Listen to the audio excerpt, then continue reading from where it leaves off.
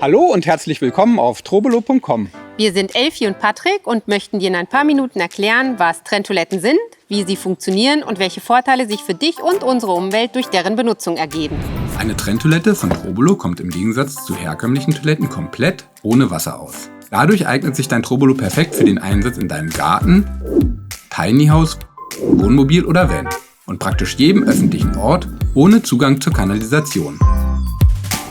Da erst die Vermischung des ausgeschiedenen Urins und der Feststoffe für unangenehme Geruchsbildung sorgt, werden diese in deinem Trobolo direkt voneinander getrennt und in 2 verschiedenen Behältern aufgefangen. Dem Feststoffbehälter gibst du nach jedem Toilettengang ein wenig Einstreu bei. Du wirst darüber erstaunt sein, wie geruchsneutral deine Trenntoilette dadurch ist. Und wenn du vorhast, dein Trobolo besonders häufig und intensiv zu nutzen, kannst du dich für ein Modell mit einem zusätzlichen Abluftsystem entscheiden. Einige Trobolos lassen sich sogar noch entsprechend nachrüsten. Für die Heimwerker unter euch bietet Trobolo darüber hinaus essentielle Einzelteile wie den praktischen Trobolo-Trenntoiletteneinsatz oder auch komplette Bausätze zum Selberbauen an. Probier doch auch mal, dir deine eigene Trenntoilette über den Online-Konfigurator mit ein paar Klicks selbst zusammenzustellen. Das geht super einfach und macht eine Menge Spaß. Die Entleerung von deinem Trobolo erfolgt hygienisch und kinderleicht.